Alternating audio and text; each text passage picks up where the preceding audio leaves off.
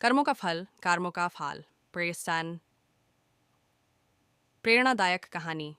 बहुत समय पहले की बात है। एक छोटे से गांव में रामू नाम का एक गरीब किसान रहता था। वह बहुत ही ईमानदार और मेहनती था।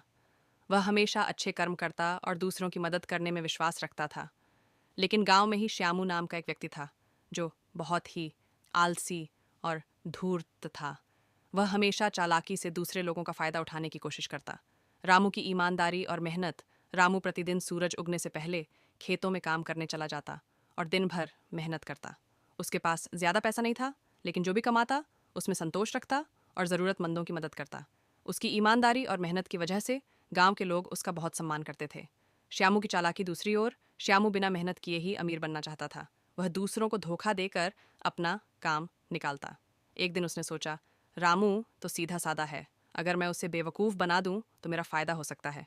श्यामू ने रामू से कहा, मित्र, तुम इतनी मेहनत क्यों करते हो? मेरे पास एक तरकीब है जिससे हम जल्दी अमीर बन सकते हैं। चलो, हम जंगल में छिपे खजाने को खोजते हैं।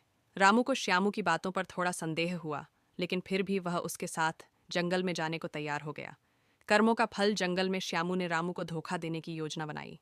जैसे ही वे गहरे जंगल में पहुंचे, श्यामू ने रामू से कहा, मुझे लगता है कि खजाना इस गुफा के अंदर है।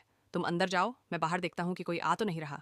रामू जैसे ही गुफा में घुसा, श्यामू ने बाहर से पत्थर लगाकर गुफा का रास्ता बंद कर दिया और खुशी खुशी गांव लौट आया, ये सोचकर कि अब रामू से छुटकारा मिल गया और उसके हिस्से की चीज़ें भी उसकी हो जाएंगी।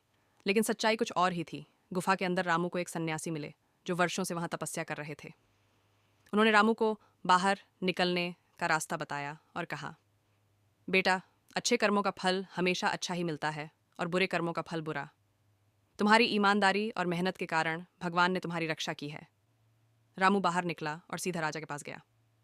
राजा को जब सारी बात पता चली तो उन्होंने श्यामू को बुलवाया और उसकी सच्चाई सबके सामने रखी। राजा ने श्यामू को दंड दिया और रामू को इनाम में बहुत सारी ज़मीन और सोना दिया।